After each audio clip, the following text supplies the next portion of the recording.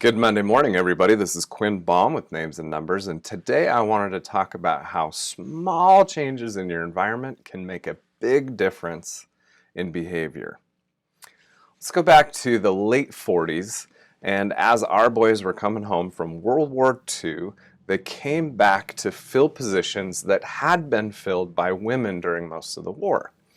One industry in particular, the restaurant section, what was happening is these boys were coming back and filling spots in the kitchen as cooks, positions that the women had held during the war.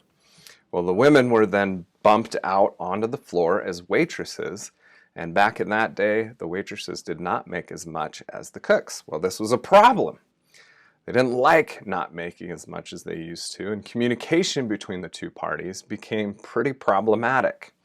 They were often rude to each other, and created a lot of issues that the cooks didn't like, the waitresses didn't like, and the customers obviously didn't like.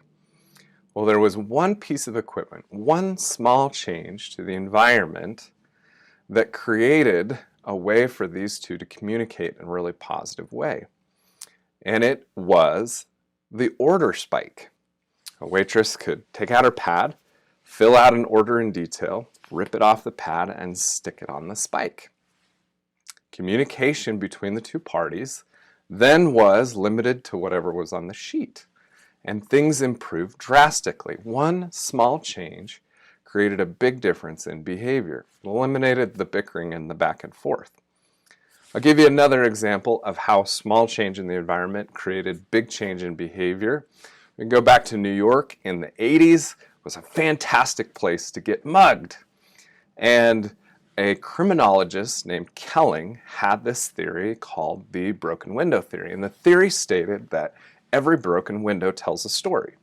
You go into a place and there's a broken window, you know that somebody's probably not paying much attention. Nobody really cares about this place.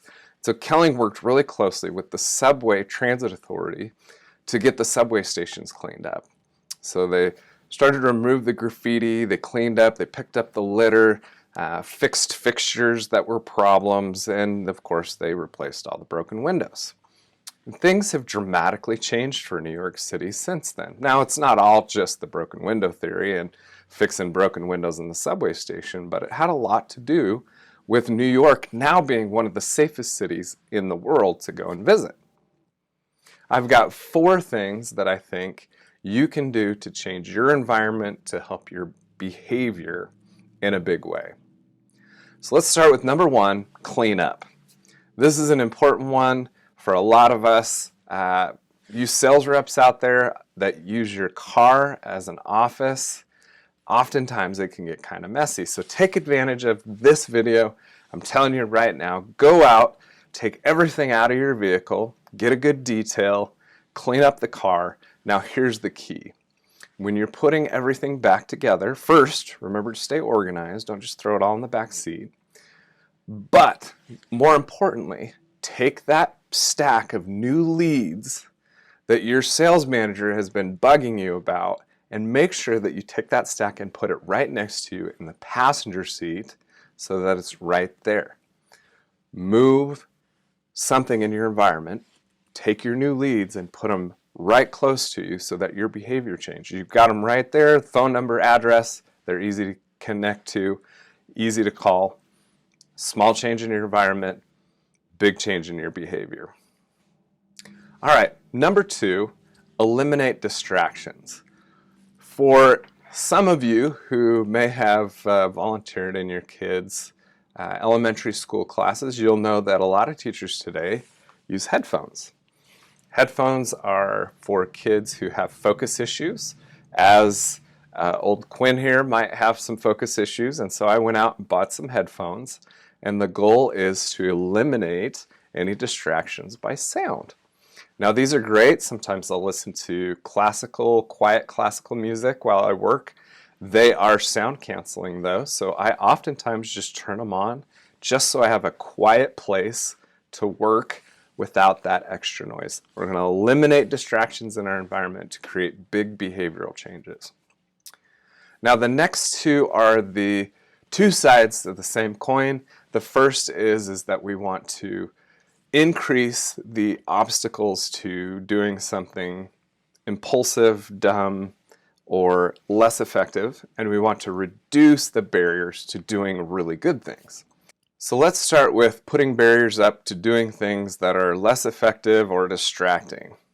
I've got a friend who has a television, but she keeps it in the box in a closet. It's open, but it's in the box, it's in a closet, and every time she wants to watch something, she has to open up the closet, dig through the coats, get her box TV out, pull it out of the box, make sure all the packaging stays good because she's going to put it back afterwards, put it up on the wall, hook it up, watch her TV show, watch the movie, whatever, and then do everything in reverse.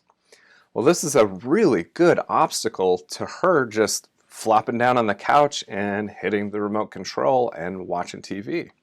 It prevents her from falling into a default that wastes her time. It's a small change in her environment that has really good benefits to her behavior.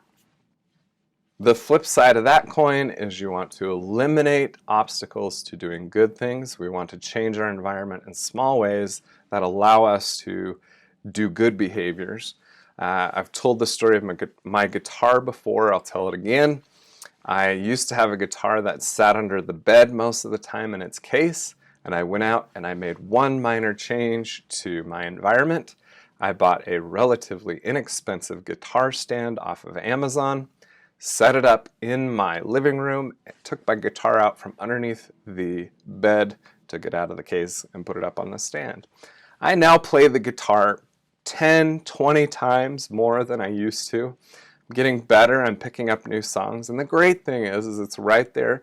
A lot of my kids have picked it up and played with it and tried to figure out how it works. It's been a really good small change to my environment that's had a big benefit to my behavior. So there you have it. Making small changes in your environment can have a big effect on your behavior. If you would do me a huge favor, I would love to hear from you. How have you made small changes to your environment that have been really positive in your life? Leave me a comment below. I'd love to hear from you. As always, I'm Quinn Baum with Names and Numbers. Go out and make a great week.